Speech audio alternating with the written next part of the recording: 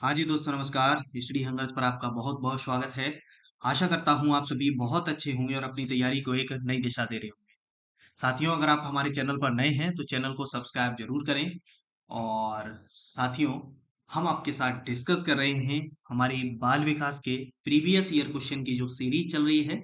उसी क्रम में ही आज हमारा दूसरा वीडियो है। इसकी मैंने अलग से प्लेलिस्ट बना दी है, तो आप सीक्वेंस वाइज वीडियो को देख सकते हैं। चलिए स्टार्ट करते हैं आज के इस वीडियो को। और पहला क्वेश्चन है, बालक के विकास में कौन महत्वपूर्ण भूमिका निर्वाह करते हैं। यानी कि बच्चे का जो डेवलपमेंट होता है उसमें सबसे ज्यादा इम्पोर्टेंट रोल कौन निभाता है। परिवार के सदस्य, रिश्तेदार, माता पिता, मित्र। ठीक है। देखिए साथियों, अगर यहाँ पर बात होती कि बच्चे के समाजीकरण में कौन कौन इम्पोर्टेंट रोल प्ले करता है, तो यहाँ पर ये हमारे जो चारों ऑप्शन है वो सही होते।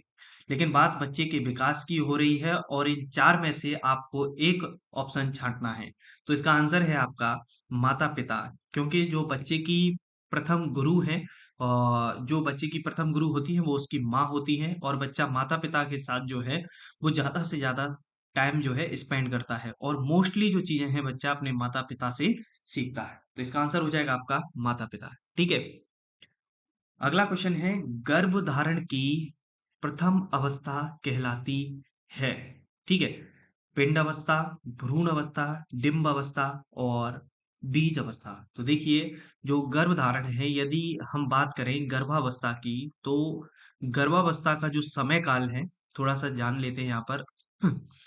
गर्भाधान से 9 महीने तक रहता है। ठीक है, 9 महीने या 9 महीने 10 दिन। ठीक है। और अगर समय में बात करें तो गर्भाधान से 270 या 280 दिन, और अधिकतम जो होता है वो 300 दिन तक हो सकता है। ठीक है।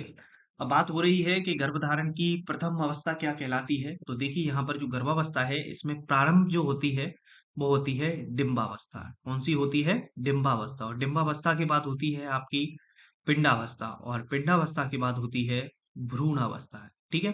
तो ये इसका सीक्वेंस होता है। तो पूछ रहा है सबसे प्रथम अवस्था कौन सी है, तो ऑप्शन है आपका डिंब अवस्था। ठीक है। चलिए अगला है, चलना सीखना है। लर्निंग टू वॉक इज, यानी कि बच्चा जो चलना सीखता है वह क्या है। एक लक्षण है, शारीरिक विकास है, क्रियात्मक विकास है, और व्यवहार है। तो बच्चा सबसे पहले क्या करता है, देखिए आपने देखा होगा छोटे बच्चे जो होते हैं सबसे पहले अपनी गर्दन को नियंत्रित करना सीखते हैं। बच्चा बैठना सीखता है, फिर बच्चा सरकना सीखता है, फिर खड़ा होना सीखता है, और फिर धीरे धीरे चलना सीखता है, फिर दौड़ना सीखता है। तो उसकी जो क्रियात्मक विकास है वो जैसे जैसे विकसित होता जाएगा, उसकी मांसपेशियां जैसे जैसे बढ़ती जाएंगी, विकसित होती जाएंगी, मजबूत होती जाएंगी, वैसे वैसे ये आगे हुए बढ़ता जाता है। ठीक है। तो इसका आंसर हो जाएगा आपका क्रियात्मक विकास, यानी कि मोटर डेवलपमेंट। ठीक है। अगला क्वेश्चन है, बालक के मानसिक स्वास्थ्य को कौन सा घटक प्रभावित नहीं करता। यानी कि बच्चे की जो मेंटल हेल्थ है उस पर कौन सा कंपोनेंट है, इनमें से कौन सा घटक है जो कि इम्पैक्ट नहीं डालता है, मतलब उसको प्रभावित नहीं करता है। परिवार की गरीबी, कक्षा में नींद आना, स्नेह की कमी, घरेलू कलह। तो बच्चे के मानसिक स्वास्थ्य की बात हो रही है, तो मानसिक स्वास्थ्य में कक्षा में नींद आना ये कोई भी रोल नहीं करेगा। ठीक है, नहीं पूछा गया है, नोट पे आप विशेष रूप से ध्यान दिया करें। यदि परिवार में गरीबी है, माता पिता में आर्थिक तंगी रहती है परिवार में, तो बच्चा इसके बारे में चीजें चलती रहती हैं बच्चे के दिमाग में कहीं ना कहीं। बच्चे को जो बेसिक सुविधाएं हैं, आधारभूत सुविधाएं वो नहीं मिल पाती हैं। और स्नेह की कमी, यदि बच्चे के माता पिता में प्रेम नहीं है, आपस में लड़ाई झगड़े होते हैं। ठीक है।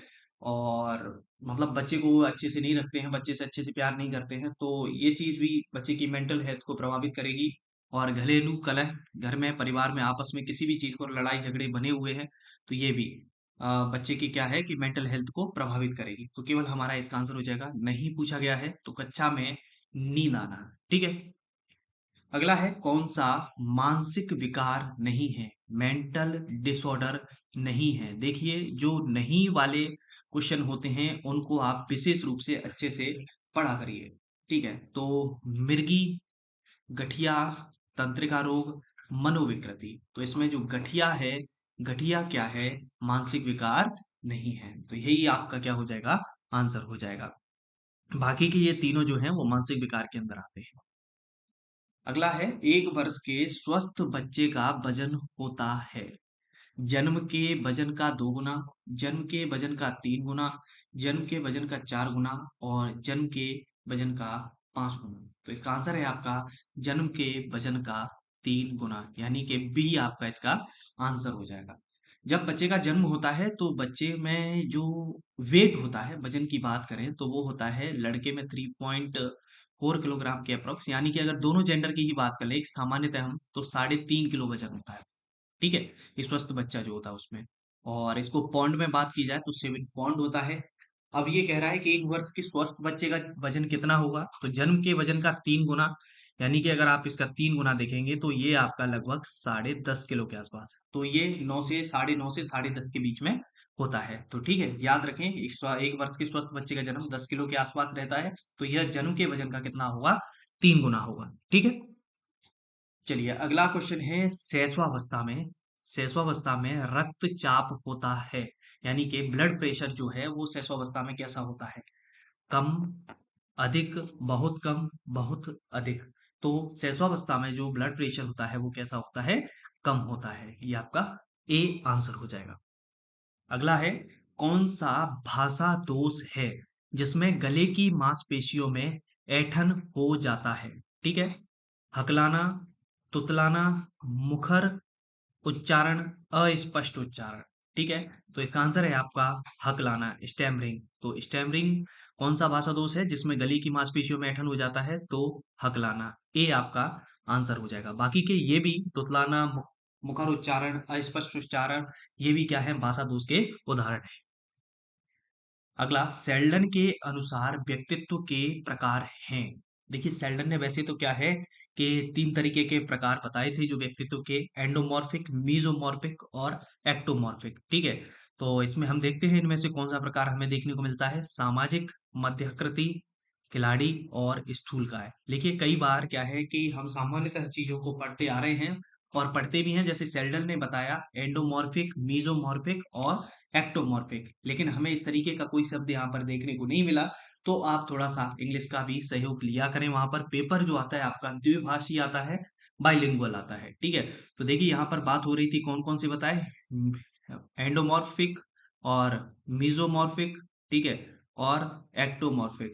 तो आपको देखने को मिल रहा है यहाँ पर कौन सा, मीजोमॉर्फिक, बी वाला मध्याकृति आपका आंसर हो जाएगा। ठीक है, चलिए अगला क्वेश्चन है, व्यक्तित्व के जैविकी निर्धारण घटक हैं। बायोलॉजिकल डिटर्मिनेंट्स की बात हो रहा है कि व्यक्तित्व में बायोलॉजिकल डिटर्मिनेंट्स आपके कौन कौन से हैं, तो वातावरण, वंशानुक्रम, भौगोलिक और आर्थिक।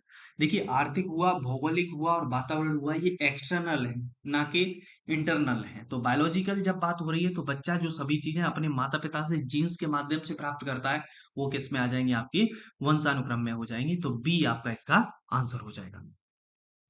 बहुबुद्धि का सिद्धांत किसने दिया, बहुबुद्धि का सिद्धांत किसने दिया, ऑप्शन है आपके पास, गार्डनर, पियाजे, गोलमैन और जॉन मेयर। तो बहुबुद्धि का सिद्धांत हावर्ड गार्नर के द्वारा दिया गया, ए आपका आंसर हो जाएगा।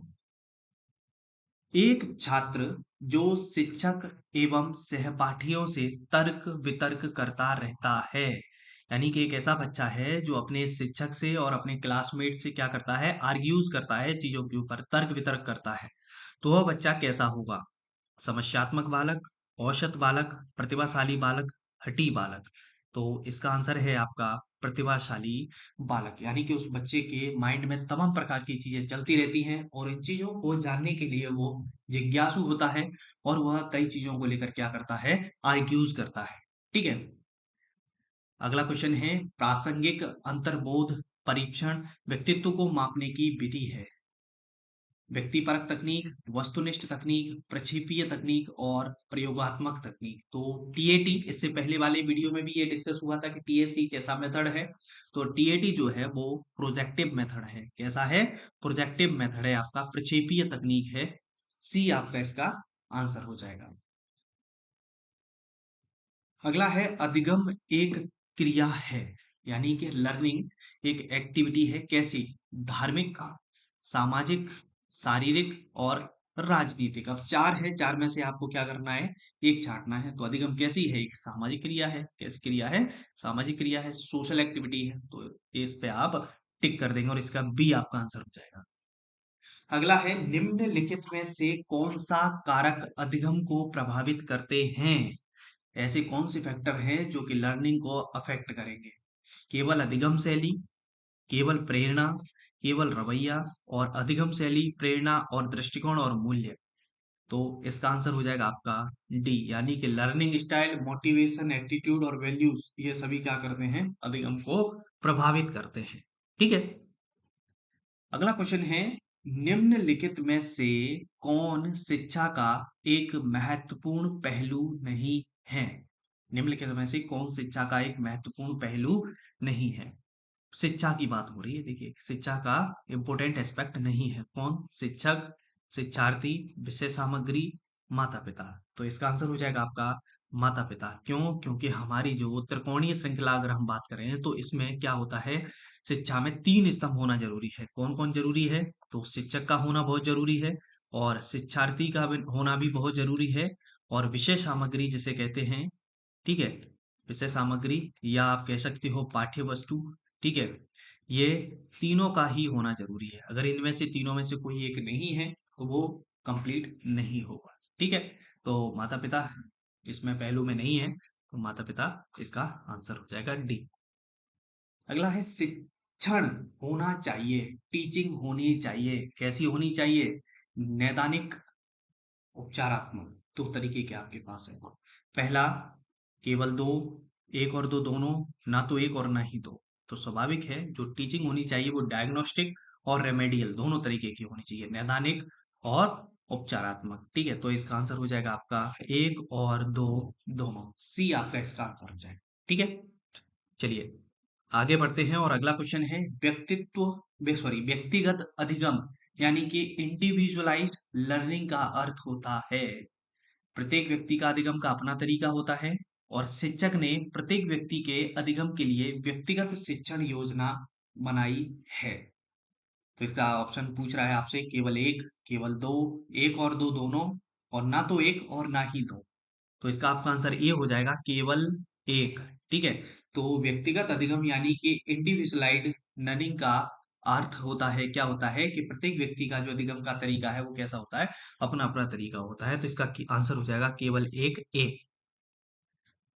अगला है, थर्स्टन ने कितनी प्राथमिक मानसिक योग्यताओं का सुझाव दिया था। पांच, छह, सात, आठ।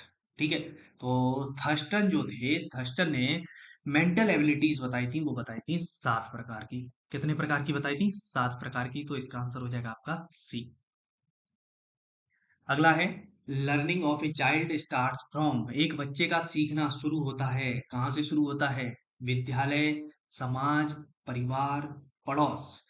तो सबसे पहले बच्चा जो सीखता है वह कहाँ से सीखता है, परिवार से सीखता है। क्योंकि बच्चे की जो प्रथम पाठशाला भी कहा जाता है, क्वेश्चन आता है कई बार कि बच्चे की प्रथम पाठशाला क्या होती है, तो बच्चे का खुद का परिवार होता है। ठीक है, बच्चे की प्रथम गुरु कौन होती है, तो उसकी माँ होती है। बच्चे की प्रथम भाषा क्या होती है, तो उसकी जो मातृभाषा है, मदर टंग जो है उसकी, वो बच्चे की प्रथम भाषा होती है। ठीक है, तो परिवार इसका आंसर हो जाएगा। अगला है, कौन सा मानसिक विकार है। इससे पहले बार में पूछा गया कि मानसिक विकार नहीं है। ठीक है, इसी में दो तरीके के क्वेश्चन देखने को मिल गए आपको। तो टिटनेस, तंत्रिका रोग, नशीली दवाओं पर निर्भरता, शराबीपन। तो देखिए, न्यूरोसिस जो होता है, तंत्रिका रोग जो होता है, वो किस पर है, आपका मानसिक विकार है। तो इसका आंसर हो जाएगा आपका बी। अगला है, कूइंग एंड बबलिंग। देखिए यहाँ पर थूकना नहीं है, ठीक है, ये गलत है। कूइंग एंड बबलिंग, क्या संबंध किससे है, बबलिंग, बबलाना, डिस्कस हुआ था पहले वीडियो में, याद आ रहा है अगर आपने सीक्वेंस से वीडियो देखते हैं तो। इसलिए मैं आपसे बार बार कहता हूँ कि वीडियोस जो है उनको आप सीक्वेंसली देखा करो, क्रम से देखा करो, तो बहुत मजा आएगा आपको देखने में और कई चीजें आपकी अच्छे से क्लियर होंगी। तो कूइंग एंड बबलिंग यानी कि बबलाना किससे संबंधित है, सामाजिक विकास, व्यक्तित्व विकास, भाषा विकास और शारीरिक विकास। किससे संबंधित है ये, भाषा विकास से, यानी कि लैंग्वेज डेवलपमेंट से। और भाषा विकास की जब भी बात हुई थी मैंने बताया था किसका नाम आएगा, नॉम चोम्स्की का बात हुई। ठीक है? चलिए, अगला क्वेश्चन है, व्यवहार के वो के अनुसार व्यवहार मनोवैज्ञानिक अध्ययन है। किस मनोवैज्ञानिक ने बताया था कि अनुसार व्यवहार जो है वो कैसा है? मनोवैज्ञानिक अध्ययन है। हरलॉक, जेबी वाटसन, एडलर और फ्राइड। तो किसने बताया था? जेबी वाटसन ने बताया था। तो इसका आंसर हो जाएगा आपका बी, जेबी वाटसन। तो ठीक है, ये थे कुछ महत्वपूर्ण प्रश्न, ठीक है, जिनको हमने आपके साथ डिस्कस किया। आई होप आपको ये वीडियो पसंद आ रही होगी, तो वीडियो को लाइक किया करो। और जो भी हमारे साथी तैयारी कर रहे हैं चयन परीक्षा की, उनके साथ चैनल को शेयर भी किया करो, थोड़ा सपोर्ट किया करो, तो मुझे भी थोड़ा सा अच्छा लगता है कि आप लोग थोड़ा सा साथ दे रहे हैं। चलिए फिर मुलाकात करेंगे अगली वीडियो में, जब तक आप सभी अपना ख्याल रखिए। जय हिंद, जय भारत।